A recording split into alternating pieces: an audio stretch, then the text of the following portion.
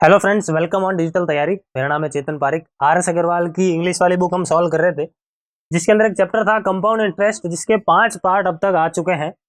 ठीक है, 5 पार्ट आपको कहाँ मिलेंगे? तो आप प्लेलिस्ट के अंदर जब जाएंगे, कंपाउंड इंटरेस्ट आर.एस. अग्रवाल लिखेंगे या फिर आप सर्च में भी लिख देंगे तो आपको वो पूरी प्लेलिस्ट मिल जाएगी। आप प्लेलिस्ट में यूं भी जाके देखोगे तो आपको मिल जाएगी, आपको सर्च भी नहीं करना पड़ेगा। वहां पर 5 पार्ट आ चुके हैं।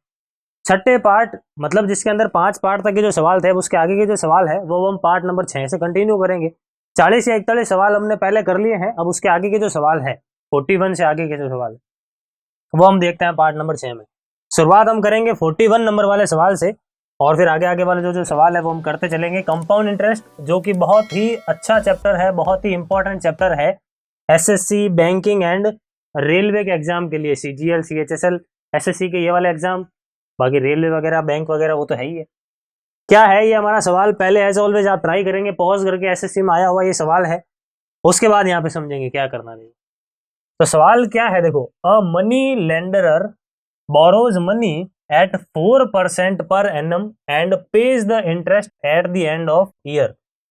एक आदमी है, वो 4% की रेट से कुछ पैसा उधार लेता है। आगे क्या कह रहा है? ही lends it at 6% per annum compound interest compounded half yearly, और वो आगे उधार दे देता है किसी को 6% पर एनम के हिसाब से कंपाउंड इंटरेस्ट पर हाफ ईयरली। ठीक है, आगे and receives the interest at the end of year, ब्याज उसको साल के अंत में मिलता है। In this way he gains 104.50 rupees a year. इस प्रकार से उसको सालाना 104.50 रुपए का फायदा होता है। तो आपको फाइंड करना है कि उसने कितना पैसा उधार लिया था। रेशियो मेथड से हम करेंगे इस सवाल को। ठीक है, आपने देखा होगा 5 पार्ट तक हमने रेशियो मेथड फॉलो किया है, तो ध्यान से समझना। देखो सवाल, सबसे पहले तो उसने क्या किया था? उधार लिया था। सबसे पहले तो उसने उधार लिया था, ठीक है, और उसके बाद उसने आगे उधार दिया था। उसके बाद उसने आगे उधार दिया था। ठीक है, 2 केस हुए यहाँ पर। जब उसने लिया तो उसने किस रेट ऑफ इंटरेस्ट पर लिया था? 4% की रेट ऑफ इंटरेस्ट पर लिया था। अच्छा, टाइम कितना है? कितने टाइम के लिए लिया था? यहाँ पर कोई टाइम की बात हो रही है क्या? यहाँ पर टाइम के लिए यहाँ पे लिखा हुआ है अ ईयर, 1 साल की बात हो रही है, मतलब 1 साल की चर्चा चल रही है यहाँ पर, तो हम 1 साल के लिए करेंगे। अगर उसने 4% की रेट ऑफ इंटरेस्ट से, मतलब वो 100 के ऊपर 4 यूनिट का ब्याज चुका रहा है पर एनम, इसका मतलब क्या हुआ कि अगर प्रिंसिपल 100 रुपीज था, तो जो अमाउंट है, यानी जो उस आदमी ने अपने आगे वाले आदमी को दिया, वो कितना होगा? 104 होगा। ये प्रिंसिपल होगा और ये क्या होगा? अमाउंट होगा। आई बात समझ में? आगे हम आगे समझते हैं क्या है। देखो आगे यहाँ पर क्या हुआ कि जैसे ही उसने ये उधार लिया था, मान लो उसने 100 यूनिट्स उधार लिए थे, तो उसने जैसे ही ये पैसा उधार लिया, उस पैसे को उसने आगे इन्वेस्ट कर दिया, मतलब आगे किसी को उधार दे दिया। किस रेट पर दिया? 6% पर एनम पर। लेकिन ध्यान रखें, compound interest compounded half yearly. 6% per annum की रेट है, लेकिन उसने हर 6 महीने के बाद वो ब्याज को जो है जोड़ रहा था, मतलब हाफ ईयरली कंपाउंडेड है ये सवाल। तो 6% यहां पर आप देख सकते हो पर एनम लिखा हुआ है, इसका मतलब हाफ ईयरली के लिए कितना होगा? 3% होगा। भाई पर एनम का मतलब कितना होता है? 12 महीने। 12 महीने के लिए अगर आप 6% ले रहे हो तो 6 महीने, यानी 6 महीने का मतलब कितना? आधा साल। 6 महीने के लिए रेट ऑफ इंटरेस्ट क्या लोगे? तो 6/12 इंटू 2 करोगे, 6/12 और इंटू ये वाला 6 करोगे। इसको जब आप काटोगे, देखो 2 बार में कट गया, यहाँ से कितना मिल गया? 3%। तो इस चीज को रटना नहीं है कि यहाँ फेयर दिखते रेट को आधा कर दो। क्यों करते हैं ये पता होना चाहिए कि एनुअली जब आप कंपाउंड करते हो तो rate of interest per annum थी, वो 12 महीने की रेट थी। लेकिन कंपाउंडेड हाफ ईयरली करते हो आप, सेमी एनुअली करते हो, तो रेट जो है वो 6 महीने के हिसाब से लगेगी। आई बात समझ में? तो इस तरीके से हमने देख लिया कि रेट ऑफ इंटरेस्ट अब जो फाइनली हम यूज करेंगे वो कौन सी होगी? 3% होगी। अब आप यहाँ पे समझें कि 6% per annum compounded semi annually के हिसाब से जब उसने आगे दिया रेट ऑफ इंटरेस्ट, तो हम 3% यूज करेंगे। लेकिन ध्यान रखें, 1 साल के एंडिंग की बात हो रही है। 1 साल में 6 महीने कितनी बार आते हैं? 2 बार आते हैं। इसका मतलब कंपाउंड जब वो ब्याज जोड़ेगा तो पहला 6 महीना होगा, ब्याज जोड़ेगा, फिर एक बार और 6 महीना खत्म होगा, फिर से ब्याज जोड़ेगा, मतलब 2 स्टेप के अंदर चलेगी ये प्रक्रिया। इसका मतलब 3% जो है उसको हम क्या लिखेंगे? एक बार लिखेंगे 100 से 103, एक बार फिर से हम लिखेंगे 100 से 103, 100 से 103, क्या लिखेंगे? 100 से 103। देखो आई बात समझ में नहीं आई? ठीक है, यहां पर एक बार क्यों लिखा? क्योंकि 1 साल की बात हो रही है, और हाँ हाफ ईयरली नहीं, यहाँ पर एनुअली है। यहाँ पर 2 बार क्यों लिखा, क्योंकि साल भले ही एक है लेकिन सेमी एनुअली है, यहाँ ईयरली का सवाल है, तो 6 महीने 2 बार आएंगे ना एक साल में, तो इस वजह से मैंने इसको 2 स्टेप के अंदर तोड़ के लिखा। अब हमें ये पता है कि जितना उसने उधार लिया था उतना का उतना पैसा उसने उधार दिया था, इसका मतलब यहाँ पर जो चीज मिलेगी वो इक्वल होनी चाहिए यहाँ पर जो चीज मिलने वाली है। आप तो एक बार हम क्या करते हैं, इन दोनों को जोड़ते हैं, देखो गुणा करते हैं, 100 इंटू 100 कितना हो गया 10,000, और 103 इंटू 103 कितना हो गया, तो ये हो गया ये इतना 10,609। सही है, डायरेक्ट 103 का स्क्वायर करना है, शॉर्ट ट्रिक्स आपको आनी चाहिए, नहीं आती है तो प्लेलिस्ट के अंदर वो भी मिल जाएगा। शॉर्ट ट्रिक्स मैंने square and cube root, square करना, क्यूब करना और इनका स्क्वायर रूट क्यूब रूट करना, वो भी हमने देख रखा है सारा। तो ये चीज हमें मिल गई। देखो अब हमें ये पता है कि ये चीज और ये चीज इक्वल है, लेकिन ये तो 100 है और ये तो 10,000 है, दोनों को इक्वल बनाना पड़ेगा, तो इक्वल बना लेते हैं। 100 को जब आप 10,000 बनाते हो तो आप क्या कर रहे हो, 100 से गुणा कर रहे हो, इसको भी 100 से गुणा कर दें, फिर कितना आएगा 10,400 हो जाएगा। मतलब अगर 10,000 रुपये उधार लिए तो वो आगे कितना देगा, 10,400 देगा, लेकिन जब वो 10,000 वो किसी और को आगे उधार देगा तो उसको वापस मिलेगा कितना, तो उसको 10,609 मिलेगा। उसने चुकाया इतना, उसको मिला इतना। इस प्रोसेस में आप देख सकते हो उस आदमी को फायदा कितना हो रहा है, 209 यूनिट्स का फायदा हो रहा है। उसको मिलेगा आगे से 10,609, वो आगे चुकाएगा कितना 10,400, तो फायदा कितना हुआ, 209 का फायदा हुआ। तो यहाँ पे मैंने लिख दिया देखो 209, लेकिन एक्चुअल फायदा कितना है, एक्चुअल फायदा 104.50 है। कितना है, 104.50 है। 209 से 104.50 कैसे आया, 2 का भाग लगाने पर। तो आपको जो चीज सवाल में पूछी उसको आप 2 से भाग लगा लो। आपको पूछा है कि उसने कितना पैसा लिया था, तो कितना लिया था, 10,000 यूनिट्स लिया था, तो 10,000 में लगा लो 2 का भाग, कितना आएगा 5,000, यानी ऑप्शन बी क्या हो जाएगा, हमारा करेक्ट आंसर हो जाएगा। आई बात समझ में। तो ये है रेशियो मेथड, हम रेशियो मेथड से ही करते हैं सारे सवाल पार्ट 1 से। तो आई होप ये तरीका आपको अच्छी तरीके से, आप इस तरीके से फेमिलियर हो चुके हैं और अच्छी तरीके से समझ में भी आ रहा है आपको। आगे बढ़ते हैं देखो हमारे अगले सवाल की, और ये है हमारा क्वेश्चन नंबर 42। क्या है देखो ये सवाल, सवाल हमें कह रहा है a sum of money lent out at compound interest for 2 years 20% per annum would fetch 482 rupees more if the interest was payable half yearly. Then if it was payable annually then the sum is। बिल्कुल वही सवाल है, बिल्कुल same type का सवाल है, data change कर दिया बस। आई बात समझ में। एक तरफ बात हो रही है एनुअली की और एक तरफ बात हो रही है सेमी एनुअली की या फिर हाफ ईयरली की। एक तरफ एनुअली कंपाउंड किया जा रहा है, एक बार सेमी एनुअली कंपाउंड किया जा रहा है। आई बात समझ में। अगर एनुअली कंपाउंड कर रहा है 2 साल के लिए 20% पर एनम की रेट है, 20% को हम क्या लिखते हैं 1/5 लिखते हैं। 2 साल है इसलिए मैं क्या लिखूंगा 5 से 6, 5 से 6 2 बार लिखेंगे। ब्याज के ऊपर ब्याज जब हम जोड़ते हैं तो उसको एक के नीचे एक करके लिख सकते हैं। ये क्यों करते हैं, हम सारी चीजें परसेंटेज से देखते हुए आ रहे हैं, रेशियो मेथड से हम करते हैं सारा का सारा मैथ। ठीक है, तो ये हो गया एनुअली के लिए। इसको और अगर सिंप्लीफाई करना चाहें तो 25 और 36 लिखेंगे, 5 इंटू 5 25, 6 इंटू 6 36। अब आगे जो पैसा आपने एनुअली दिया वही पैसा अगर आप हाफ ईयरली पर दे रहे हो तो क्या होगा, हाफ ईयरली के अकॉर्डिंग सारी कंडीशंस यहाँ पे नोट करने एक बार। देखो 20% ये जो रेट ऑफ इंटरेस्ट है ना वो तो पर एनम की रेट ऑफ इंटरेस्ट है। देखो सवाल में दे रखा है क्या रेट ऑफ इंटरेस्ट है, पर एनम है। सवाल कंपाउंड इंटरेस्ट का जब आता है तो नॉर्मली रेट ऑफ इंटरेस्ट जो है ना पर एनम में ही होती है। अगर नहीं दे रखा है कुछ भी तो वो आपको बाय डिफॉल्ट पर एनम मानना है। ठीक है, तो अब आपको हाफ ईयरली के अकॉर्डिंग आप ब्याज जोड़ रहे हो तो फिर आप rate of interest per annum वाले क्यों यूज कर रहे हो, उसको भी आपको हाफ ईयरली में कन्वर्ट करना पड़ेगा। तो पर एनम का मतलब कितना 12 महीने, यानी 12 महीने की रेट ऑफ इंटरेस्ट आप अगर 20% जोड़ते हो तो 6 महीने की रेट ऑफ इंटरेस्ट आप कितना जोड़ोगे 20/12 इंटू 6। आई बात समझ में। रटना नहीं है कि हाफ ईयरली रेट आधा कर लो, क्यों करते हैं तो वो मैं आपके सामने लिख रहा हूँ। ठीक है, तो यहाँ पे मैंने बता दिया, आप इसको आप लिख सकते हो डायरेक्टली सॉल्व करके। 10% पता होना चाहिए कि ऐसा क्यों करते हैं, तो आधा इसलिए करते हैं।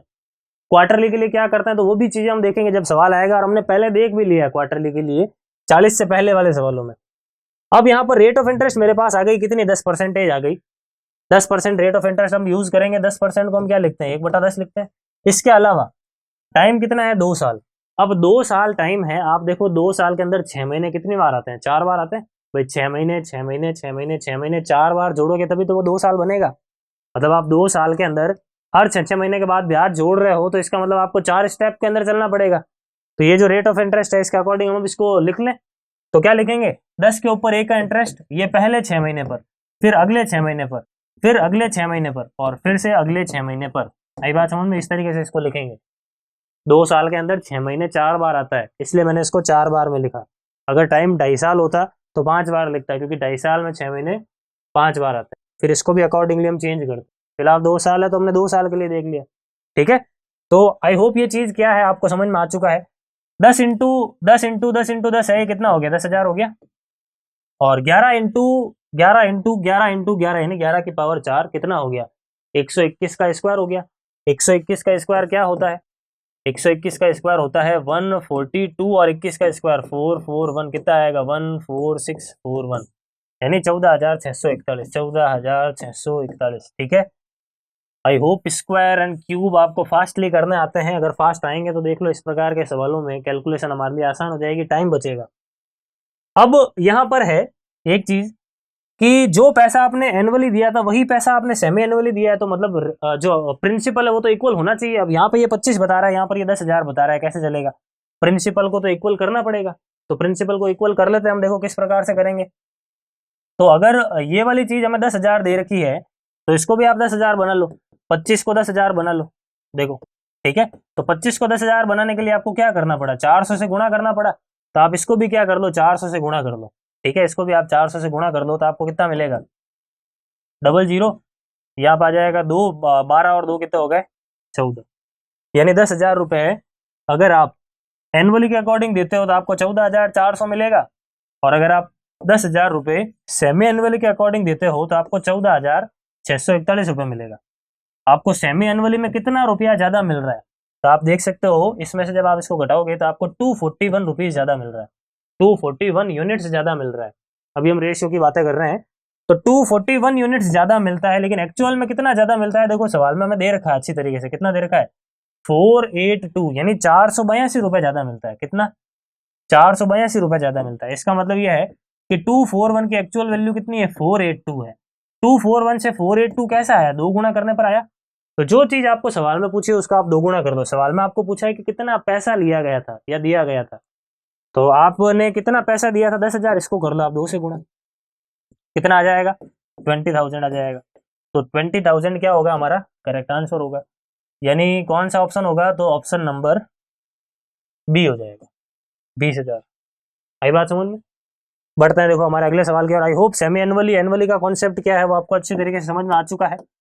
अब ये आ गया देखो हमारे पास क्वेश्चन नंबर 43। क्या कह रहा है ये सवाल, on a sum of money the simple interest for 2 years is 660, मतलब किसी रुपयों के ऊपर, कुछ प्रिंसिपल के ऊपर 2 साल का साधारण ब्याज कितना है, 660 रुपए है। आगे, while the compound interest on the same amount for same rate for same time is 696.30, वही सेम है, देखो आगे लिख ही रखा है, मैंने बोल दिया वो चीज। आगे, रेट ऑफ इंटरेस्ट फाइंड करनी है आपको। अगर आप कुछ पैसा साधारण ब्याज पर देते हो तो आपको 660 रुपए मिलेंगे, लेकिन अगर आप कंपाउंड इंटरेस्ट पर देते हो तो 696.30 रुपए मिलेंगे 2 साल में। तो आपको रेट ऑफ इंटरेस्ट फाइंड करना है। अब यहाँ पे क्या है कि साधारण ब्याज जो होता है ना, साधारण ब्याज की राशि हर साल समान रहती है, साधारण ब्याज की राशि हर साल समान रहती है, लेकिन कंपाउंड इंटरेस्ट जो है ना वो हर साल चेंज होता रहता है, क्योंकि ब्याज के ऊपर ब्याज जुड़ता रहता है। आई बात समझ में? तो अगर यहाँ पे लिखा है कि 2 साल का ब्याज 660 रुपए है, ऐसे ही अगर 2 साल का ऐसे ही आपको 660 रुपए दे रखा है, तो फिर 1 साल का ऐसे ही कितना होगा, आप सिंपली 2 का डिवाइड लगा सकते हो, आपको कितना मिल जाएगा, 330 रुपया मिल जाएगा। कितना मिल जाएगा, 330 रुपए। मतलब 1 साल का ऐसे ही कितना होता है, 330। तो अगर आप 3 साल का ऐसे ही निकालना चाहो तो आप इसके अंदर 330 जोड़ दो, क्योंकि 2 साल का तो ये है ही है, 1 साल का और जोड़ दो, 3 साल का मिल जाएगा। 4 साल का चाहते हो तो एक बार और 330 जोड़ दो, इस तरीके से कर सकते हो। तो यहाँ से आप एक चीज लिख लो नोट करके कि सिंपल इंटरेस्ट हर साल इक्वल रहता है। आई बात समझ में? और यही अगर मैं कंपाउंड इंटरेस्ट की बात करूं तो कंपाउंड इंटरेस्ट में ऐसा नहीं है, कंपाउंड इंटरेस्ट हर साल चेंज होता रहता है, क्योंकि कंपाउंड इंटरेस्ट क्या करता है, ब्याज के ऊपर ब्याज देता है। आई बात समझ में? तो अगर मैं बात करूं कंपाउंड इंटरेस्ट की यहाँ पर, तो आप देखोगे कि 2 साल के लिए सिंपल इंटरेस्ट 660 है और 2 साल के लिए कंपाउंड इंटरेस्ट 696.30 है। कितना ज्यादा है ये? तो आप जब इसमें से इसको घटाओगे आप देखोगे 36.30 रुपीज ज्यादा है कंपाउंड इंटरेस्ट। 2 साल का कंपाउंड इंटरेस्ट 36.30 रुपए ज्यादा है, किससे, सिंपल इंटरेस्ट। ज्यादा क्यों है? क्योंकि कंपाउंड इंटरेस्ट ब्याज के ऊपर ब्याज देता है। जब आप 2 साल का ब्याज निकालोगे, कंपाउंड इंटरेस्ट निकालोगे, तो कंपाउंड इंटरेस्ट क्या करेगा, प्रिंसिपल के ऊपर ब्याज देता है, वो तो देता ही है, इसके अलावा 1 साल का जो ब्याज होगा उसके ऊपर भी ब्याज देगा। इसका मतलब ये जो 36.30 रुपए है ये अलग से एक्स्ट्रा क्यों आया, क्योंकि ये ब्याज के ऊपर ब्याज मिला है, और 1 साल का ब्याज है कितना, 330 रुपए है, यानी ये चीज आपको 330 रुपए के ऊपर मिली है। आई बात समझ में। इस चीज को परसेंटेज में चेंज करना है मुझे, तो इसको मैं इंटू कर देता हूँ, यहाँ पे इंटू में 100 कर देता हूँ, ये पॉइंट हटेगा, ये 100 हट जाएगा। अब इसको सॉल्व करना है, 0 0 काट लो, ठीक है। 363 के अंदर 33 का डिवाइड लगाओगे तो आपको कितना मिल गया, देखो 11 मिल गया, एक बार में चला गया, फिर 3 अगर आगे भेज दो तो फिर से एक बार में चला गया, यानी कितना मिल गया, 11% मिल गया, यानी हमारी रेट ऑफ इंटरेस्ट कितनी होगी, 11% होगी। यही बात समझ में। तो ये है हमारा सवाल, ऑप्शन नंबर डी क्या होगा, करेक्ट आंसर होगा इसका। इस सवाल को आप ऐसा समझ सकते हो, देखो कि मान लो मेरे पास 100 रुपए है, मान लो मेरे पास 1000 रुपए, चलो बड़ी रकम लेते हैं, थोड़ी 100 से थोड़ी बड़ी लेते हैं, 1000 रुपए लेते हैं, ठीक है। 1000 रुपए को मैं 10% के हिसाब से इन्वेस्ट कर रहा हूँ, ठीक है। एक तरफ मैं सिंपल इंटरेस्ट की बात करूंगा और एक तरफ मैं कंपाउंड इंटरेस्ट की बात करूंगा, ठीक है। तो जब मैंने जमा कराए, 2 बैंक है अलग अलग, एक ऐसा ही देती है, एक सीए देती है, मैंने दोनों में 1000 रुपए जमा कराए, और मैंने देखा कि जब मैंने जमा कराए थे तो दोनों ही बैंकों में मैंने 1000 रुपए जमा कराए थे। मूलधन मैंने यानी प्रिंसिपल मैंने कितना कितना जमा कराया, प्रेजेंट में 1000 रुपए जमा कराया। जब मैंने 1 साल बाद देखा, आफ्टर 1 ईयर, जब मैं मेरे पैसों को चेक करने गया दोनों बैंकों के अंदर, तो वहां पर मैंने देखा कि 1000 रुपए जो मैंने एसआई के ऊपर दिए थे, तो उसके ऊपर 1 साल का ब्याज निकाल दिया। भाई सिंपल इंटरेस्ट कैसे निकालते हैं, P into R into T upon 100 करते हैं, तो आप P into R into T कितना, 1 साल अपॉन 100 करोगे, आप देखोगे ऐसा ही कितना मिला, 100 रुपीज मिला। यानी जो 1000 रुपए थे वो 1 साल के एंडिंग में कितने बन गए, 1100 बन गए। और जब आप कंपाउंड इंटरेस्ट वाली बैंक में भी सेम चीज आप देखने गए कि भाई मेरे 1000 रुपए 1 साल के एंडिंग में कितने हो गए, तो वो भी 1100 ही होंगे, क्योंकि कंपाउंड इंटरेस्ट भले ही, लेकिन चर्चा तो 1 साल की हो रही है, ब्याज आप हर एक साल के बाद में जोड़ते हो, तो साल खत्म होगा अभी, तो आगे ब्याज के ऊपर ब्याज जोड़ेंगे, अभी तक तो कुछ ब्याज मिला ही नहीं था, 1 साल के एंडिंग में ब्याज मिलेगा। तो यहां से आपको देखना है कि चाहे आप एसआई में जमा कराओ चाहे आप सीआई में जमा कराओ, 1 साल के एंडिंग में आपका अमाउंट हमेशा इक्वल ही रहेगा, अगर एनुअली चर्चा चल रही है तो। लेकिन जब आप दूसरे साल के एंडिंग में जाओगे, जब आप 1 साल की जगह 2 साल खत्म होने के बाद गए दोनों बैंकों में अपने पैसों को चेक करने के लिए, तो आप देखोगे कि ब्याज निकाल लो, देखो पी इंटू आर कितना, 10% इंटू टी, इस बार 2 ईयर्स अपॉन 100 रखोगे तो आप देखोगे 200 रुपए मिला, यानी 1000 रुपए कितना बन गया, 200 रुपए जोड़ दो उसके ऊपर कितना बन गया, 1200 रुपए। लेकिन जब आप इसको देखोगे तो ये 1200 नहीं होगा, अब ये बढ़ जाएगा। क्यों बढ़ जाएगा, क्योंकि 1000 रुपए के ऊपर ब्याज मिला वो तो मिला, इसके अलावा ये जो 100 रुपए एक्स्ट्रा मिले इसके ऊपर भी ब्याज मिला। आई बात समझ में। तो 1000 रुपए के ऊपर ब्याज कितना, 100 रुपए, इसके अलावा जो 100 रुपए है उसके ऊपर ब्याज कितना, 10 रुपए, तो कितना हो गया कुल मिलाकर 110 रुपए।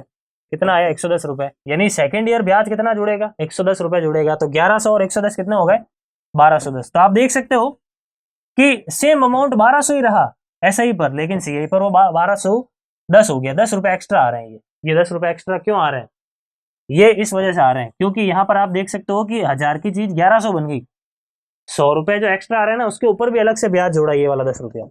लेकिन सीआई एसआई में क्या हुआ कि सिर्फ मूलधन को आप हमेशा सेम रखा, आपने यहाँ पर भी 100 रुपए जोड़ा, आपने यहाँ पर भी 100 रुपए जोड़ा, आप मूलधन को हमेशा सेम रख रहे हो। लेकिन इसमें क्या होता है, मूलधन चेंज कर दिया आपने, पहले साल ये यूज लिया, दूसरे साल आपने ये मूलधन यूज लिया, लेकिन इसमें वही मूलधन यूज ले रहे हैं।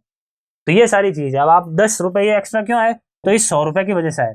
तो सेम चीज यहाँ पर है, ये 36.30 रुपए एक्स्ट्रा क्यों आए, तो वो 1 साल के एसआई की वजह से, जो कि कितना है 330 है, तो 36.30 रुपए एक्स्ट्रा क्यों आए, 330 के ऊपर एक्स्ट्रा है। यहाँ से इसको सॉल्व करके रेट निकाल ली, वो कितनी 11% आई बात समझ में। तो ये पूरा कॉन्सेप्ट है, आई होप अच्छी तरीके से आपको समझ में आ चुका है। दोनों में डिफरेंस, हालांकि सिंपल इंटरेस्ट कंपाउंड इंटरेस्ट अपने आप में बहुत ही बड़ा चैप्टर है, हम जब इसको देखेंगे जीरो से, जब हम बेसिक्स देखेंगे तब हम उसका पूरा डिटेल देखेंगे। फिलहाल हम इस आर.एस. अग्रवाल बुक को सॉल्व कर रहे हैं ताकि क्वेश्चन प्रैक्टिस हो सके, तो उसके हिसाब से इतना हमारे लिए एक बार के लिए तो एनफ है। जैसे जैसे हम सवालों की तरफ बढ़ेंगे नई नई टाइप्स हमें मिलेगी, साथ साथ में जो जो बेसिक होता है मैं लेते हुए चलूंगा, ठीक है। अब आ जाते हैं हम हमारे इस सवाल की ओर। देखो क्या है, the effective annual rate of interest corresponding to a nominal rate of 6% per annum payable half yearly is. ये कह रहा है कि अगर एनुअली आप देखते हो तो रेट ऑफ इंटरेस्ट 6% है, तो सेमी एनुअली के according effective rate of interest कितने निकलेगी आपको फाइंड करना है। ध्यान से समझना, 6% जो है रेट ऑफ इंटरेस्ट वो सालाना है।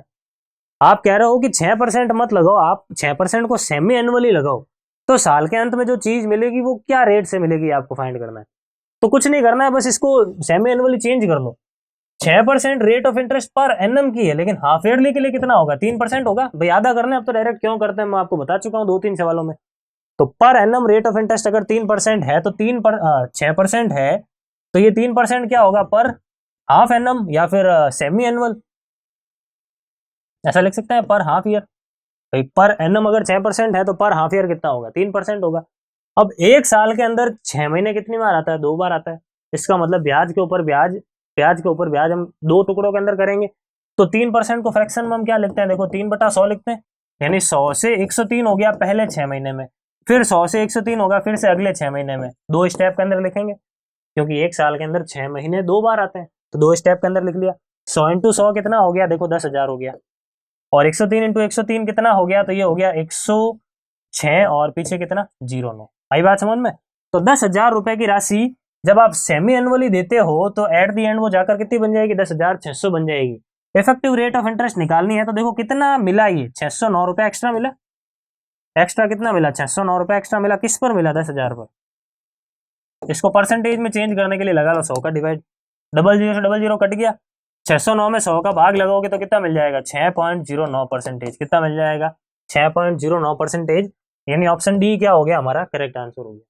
आई बात समझ में। इस सवाल को रटना नहीं है आपको, कई जगह आप इसका सॉल्यूशन देखोगे रटा हुआ सॉल्यूशन मिल जाएगा, कारण किसी को नहीं पता है। तो ये चीज आपको पता रखनी है कि ऐसा क्यों करते हैं सारी चीजें, ठीक है। तो ये है ऑप्शन डी हमारा करेक्ट आंसर होगा।